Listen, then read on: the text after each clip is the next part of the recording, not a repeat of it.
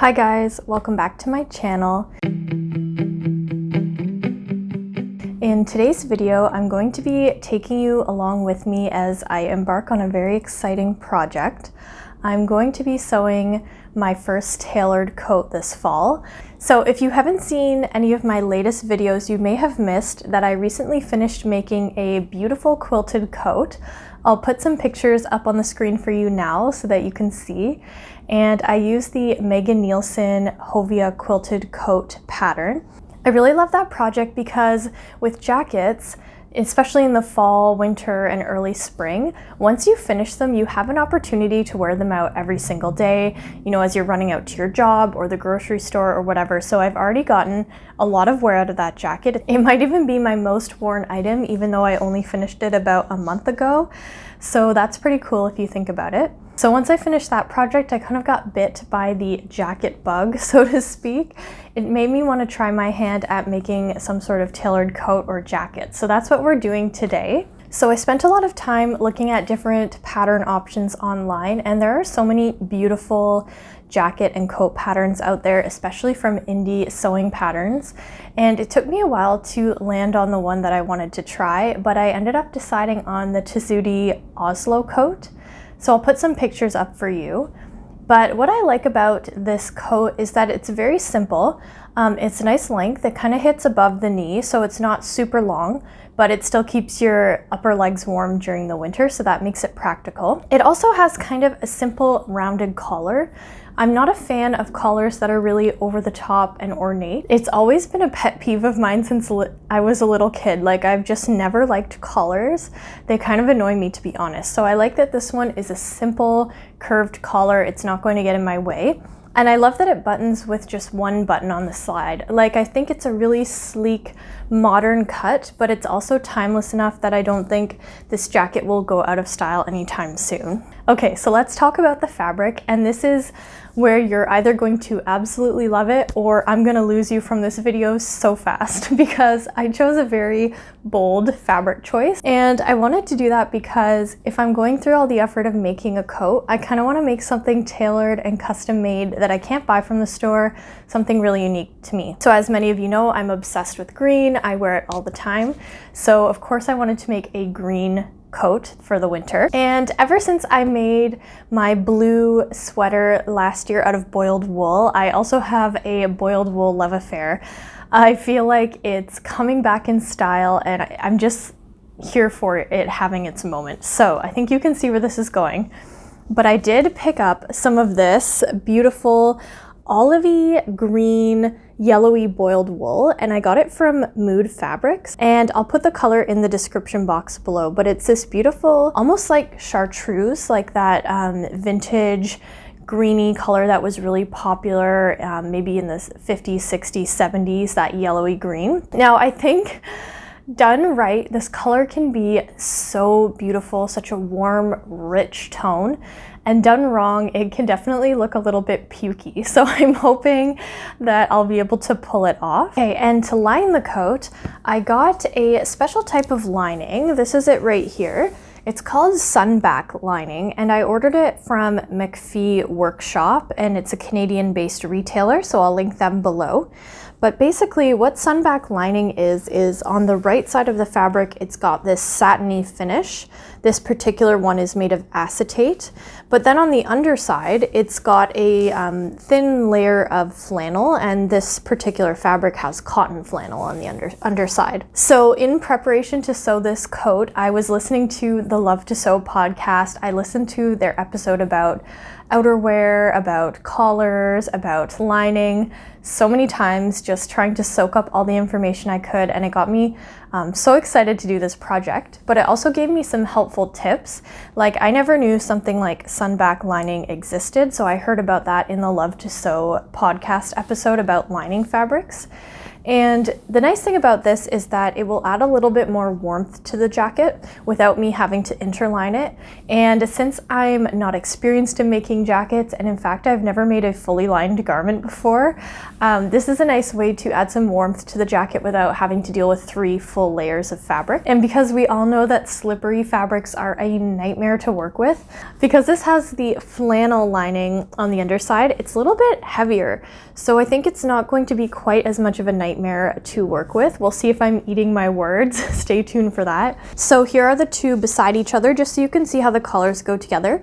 They're not a perfect match, but going into this project, I knew I was never going to find one of the sunback lining fabrics that was a perfect match, and I think they look really nice together. So the other thing that I got for this project was weft interfacing. A lot of people strongly recommend weft interfacing for making a jacket. The idea is that weft interfacing is a little bit more fluid. It has a fluid drape. So when you're using it with something like wool, it'll add a little bit of body, but it won't completely take away that beautiful drape that we're going for with a coat. So I did go ahead and pick some of that up from Cleaner Supply.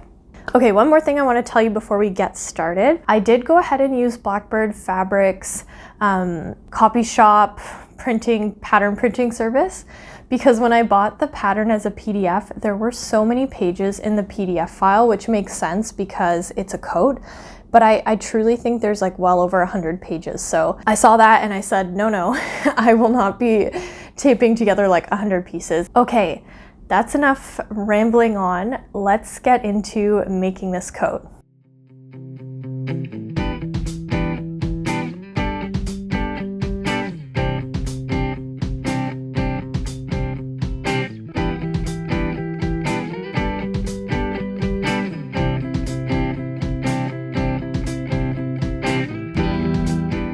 Okay, so I just want to show you guys all of the pattern pieces here. Piece, which is the back of the coat, and it calls for a piece of interfacing along the bottom of the hem there. 2 of the front pieces of the coat, and this piece calls for interfacing along the top, which will be the collar, as well as the center front, and just a little bit at the bottom for the hem. So then we have the front sleeve. So this is actually a 2-piece sleeve. I've got 2 of the back sleeve pieces, same as the front sleeve, where there is interfacing again along the hem. And this is the front coat facing. So this entire piece is lined with interfacing, as you can see. So I've cut 2 of these and lined these as well. Then we have this funny piece, which is the back neckline facing, I believe, or the collar facing.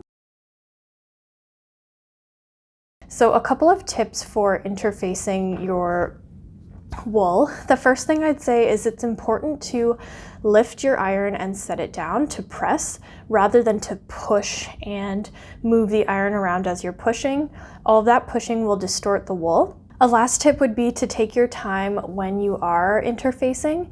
So really make sure you're getting each and every section of the piece that you're interfacing, and this can potentially take a lot of time, so just go slowly. And it's really important to leave your fabric alone as it cools. The cooling is really important for setting everything into shape. So next I wanted to show you what I cut out for my lining pieces. So here I have the pocket bag, so I cut out 4 from the lining fabric.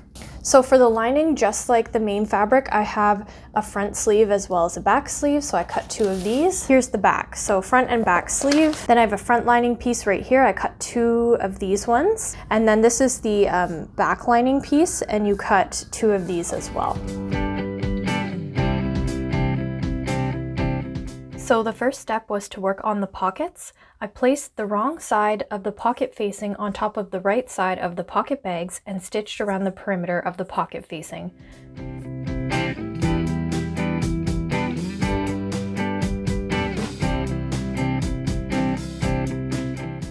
When they're done, they should look something like this. Next, I placed the other pocket pieces without the facing right sides together against the front of the coat. I stitched between the marked notches. I clip very carefully into the seam allowance at the marked notches. I press the pocket piece away from the front and top stitch along the edge of the pocket bag between the notches, making sure to catch the seam allowance underneath.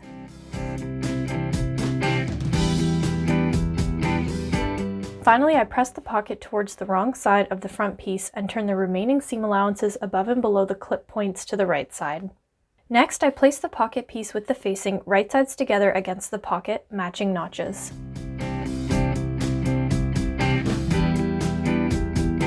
A tip I have for you is to stitch your pockets with 2 rows of stitches close together. This helps to reinforce the pocket and can prevent it from unraveling later on. I also recommend to finish your seam allowances on the pockets for additional stability and to prevent the fabric from fraying. Next, I stay stitched seam allowances above and below the pocket opening closed.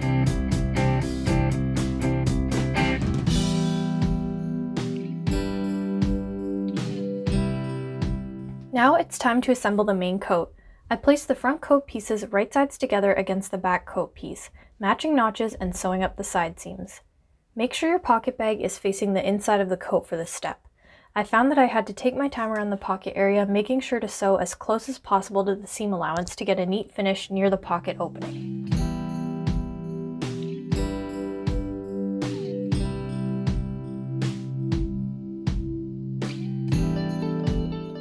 When it's all done, it should look something like this.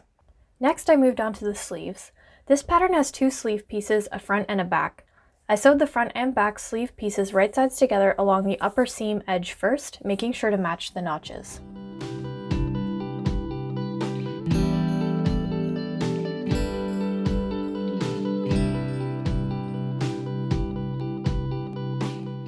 Let's take a minute to talk about pressing. Throughout this project, I'm carefully pressing my seam allowances open at each step. I always use a press cloth between the iron and my coating fabric to prevent shine or burn marks. I also recommend to use lots of steam. Just make sure that you have pre-shrunk your coating fabric first. After pressing the seam with my hot steam iron, I use my tailor's clapper to press down on the seam as it cools. This helps to get a really neat flat finish.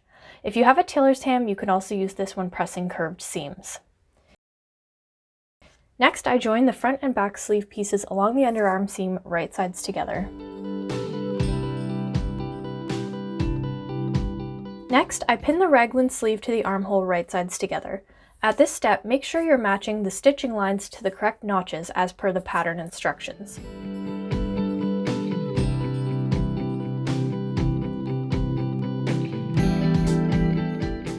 Then I carefully sewed this seam together. Make sure to stop sewing at a ½ inch away from the front sleeve edge.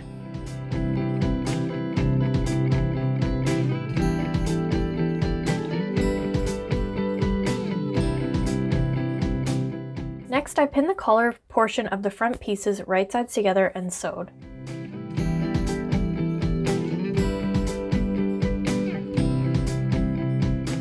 At this next step, I did find it somewhat confusing. You attach the collar portion of the front of the coat to the back neckline on the back of the coat. Match the collar to the back neckline right sides together. There are markings in the pattern of where you can clip into the coat seam allowance to get a neat finish. I preferred to pin my collar first and clip my seam allowance after sewing the seam to get a nice flat finish. Here's where you can use techniques like clipping and notching your curved seams. Then I moved on to the facing of the coat. I sewed the collar seam on the front facing pieces right sides together and pressed this open as always. Then I sewed the front facing to the back neck facing. The inner edge of the back neck facing is placed right sides together along the collar edge of the front facing. Take care to match the notches. It may take a bit of time pinning to get a nice finish. There are also suggested cut points where you can carefully clip into your seam allowance to allow the seam to lie flat.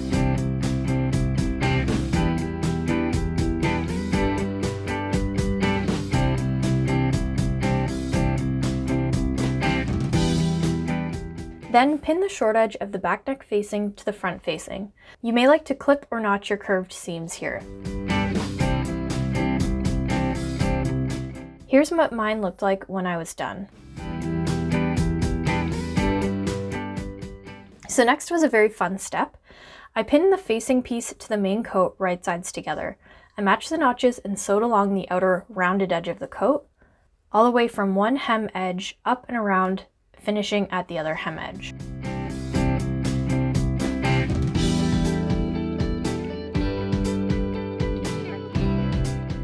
Once it was done, I pressed the seam allowances and top stitch as per the pattern instructions. Another tip is that when you're sewing multiple thick layers of fabric together, seam allowances can get really bulky. Grade your seam allowances down by trimming one of the seam allowances shorter than the other. Always trim the side of the seam that will sit underneath the seam allowance. This can help produce a less bulky seam. Now that the facing is attached, I have something that's starting to resemble a coat here. The next step was to hand sew the seam allowances of the coat neckline and facing together.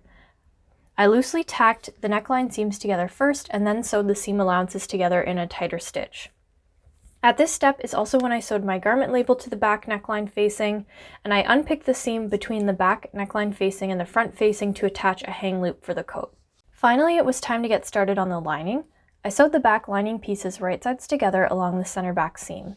I pressed my seam allowances to one side and finished them using a mock overlock stitch on my sewing machine. The back lining has an open pleat to allow for movement.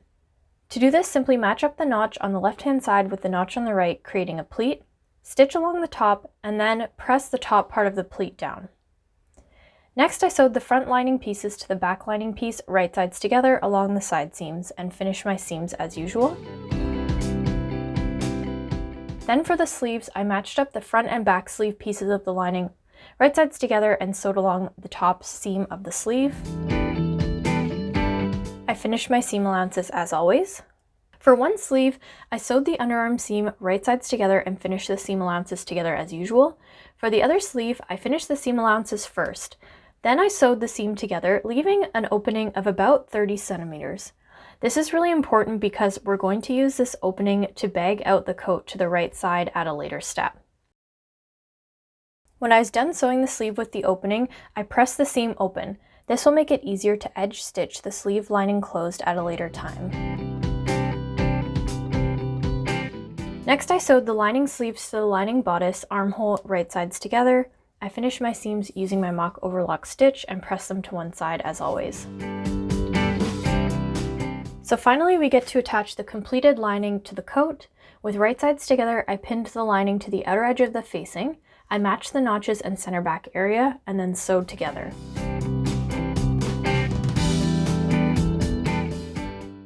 I pressed the lining and seam allowance towards the inside of the coat for a neat finish.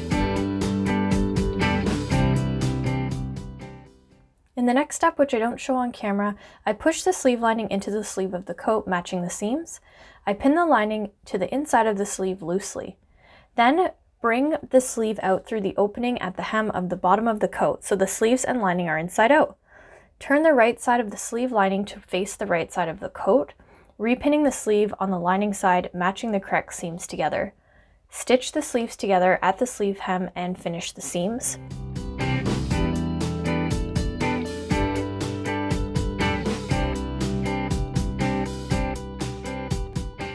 Then turn over the sleeve hem edge 2 inches towards the wrong side of the main sleeve fabric. Loosely tack the hem edge in place to the seam allowances of the sleeve, using hand stitches. Then with the coat inside out and lining and coat right sides together, stitch the lining to the coat at the hem edge. This pattern tapers at either edge. Measure 5 inches in from the side seam and 2 inches up from the hem edge. Use this as a stitching line and taper back down to your regular 0.5 inch seam allowance in the middle. Then you're going to want to sew from one side seam all the way to the other.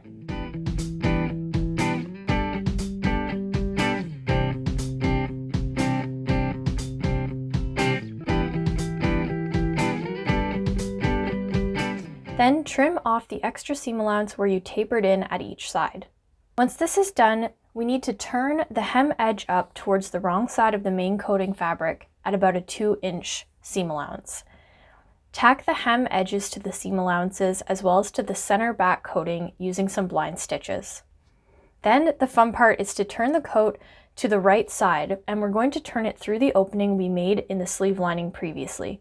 This step took a lot of time and care, so go slowly and don't rush. With the sleeve inside out so that the right side of the lining is facing outwards, edge stitch very closely to the edge of the lining pieces to close the opening, and take care not to catch your main fabric in the seam.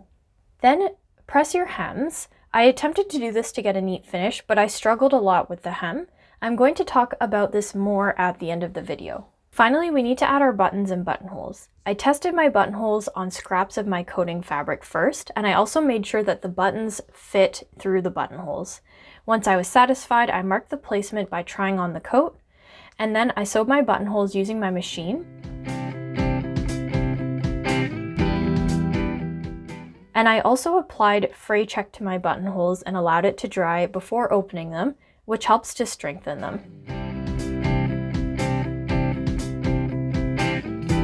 Finally, I very carefully hand sewed my buttons on.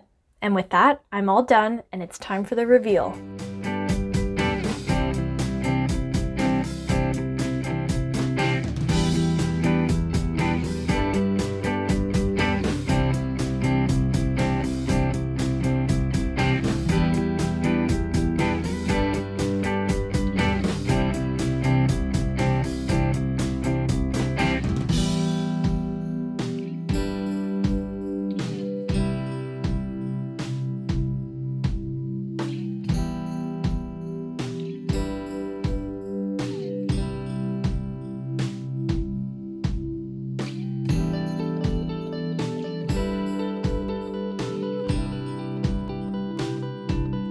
Okay guys, so here is the finished coat.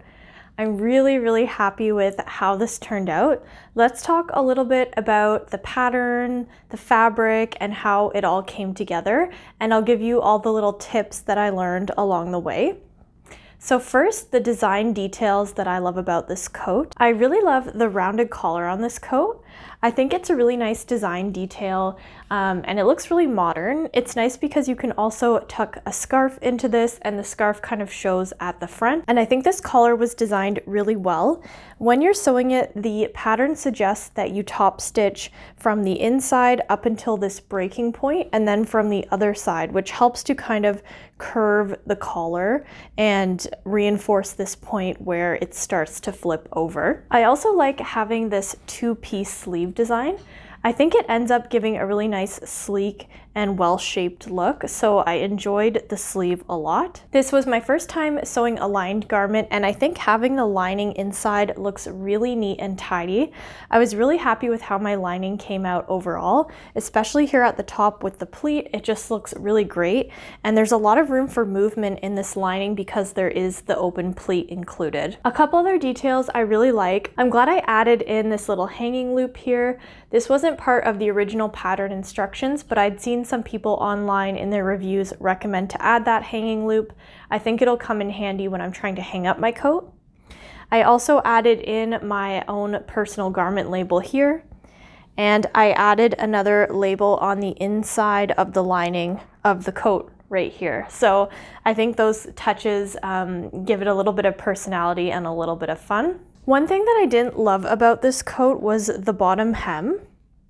As you might be able to see here, the bottom hem of my coat is a little bit messy. I did try my best to press and steam the hem of this coat multiple times to get it to lay nicely flat, but in the end, my hem is just not looking that good. And I think the reason why is because I did the all-in-one lining where I sewed it right sides together against the coat and then turned the coat out to the right side. When you do that, you have a little bit of less control at the bottom here because you sewed it all together and then turned it inside out.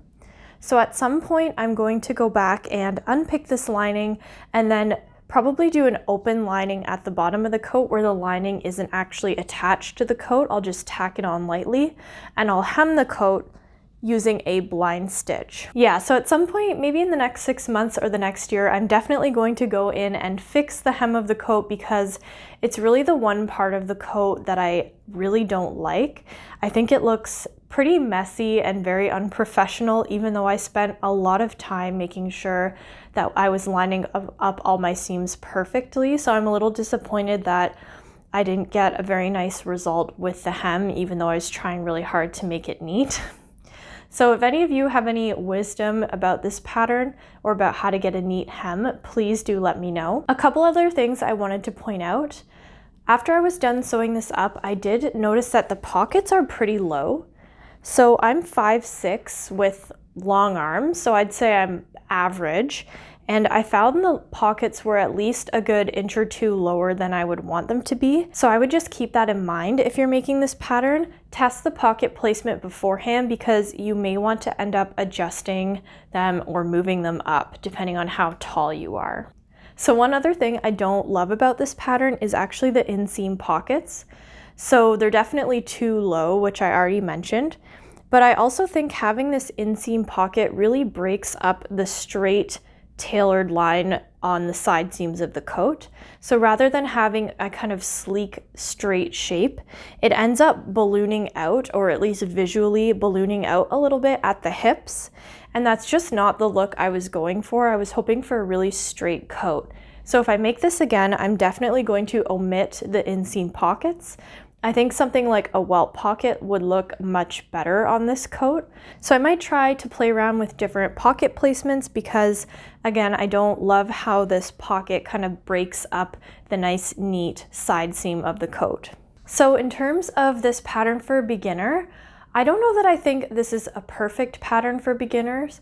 The pattern instructions weren't always super clear. Rather than using illustrations, they use photos. But in their photos, both the coat and the lining are a very dark fabric, so it's often hard to know what's going on. I really took my time, read each step carefully, referred back to my original pattern pieces if I wasn't sure what they were talking about. A couple steps were really confusing to me, like parts of the collar, attaching the collar to the coat as well as the back neck facing piece. That got a little bit confusing.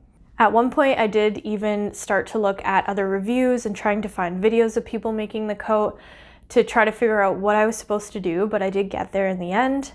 My other major gripe with this pattern is the hem. Like I already mentioned, I tried really hard to get a neat finish at the hem. I followed all the instructions really carefully. It's possible that I made a mistake, but I'm just really unhappy with how the hem is looking. A couple of other things that I would note. Throughout the video, I tried to give you some tips that I learned while sewing this coat that the pattern instructions don't necessarily mention. So things like using a pressing cloth to avoid the hot iron right on your wool fabric, pressing your seams open at every step, using tools like a tailor's clapper to get a nice, neat, flat seam. Another technique I used was grading down my seam allowances, particularly where the facing of the coat attaches to the main coat because it ends up getting bulky. I would also recommend to finish the seam allowances of your lining pieces. Most linings will fray really easily. I've had a lot of coats that have lasted me upwards of 8 to 10 years, but I find with most of my coats at the 4 or 5 year mark, I usually wear right through the pockets. And that's because often they're not finished that well or they're not double stitched. So I'd say double stitch your pockets, finish all of your lining pieces seam allowances because you don't want the lining to break and that be the reason why you can't wear your handmade coat anymore. I'd also recommend you clip and notch your curved seam allowances.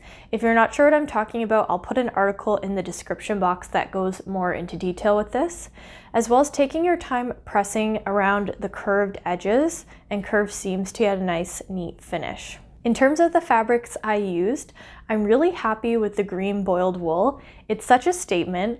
I've worn it out already and I think it goes with my wardrobe really well because it's a very warm, rich green, so it goes well with things like brown. I have a lot of brown in my wardrobe. I also have a lot of cream and white in my wardrobe, so I think it matches well with that. It's also a color that can carry me from fall to winter to spring. It's kind of nice in that sense that I think it can go throughout the whole cold season, so I could wear this jacket in any of those seasons. I did end up liking the fabric, the lining fabric that I chose, the kasha lining with the flannel backing and the acetate silky looking top. The coat ended up being plenty warm. I did wear it out here recently. I wore it when it was about 0 degrees Celsius and it was really, really warm. And then I wore it when it was like -12. And in the colder weather, it wasn't quite holding up.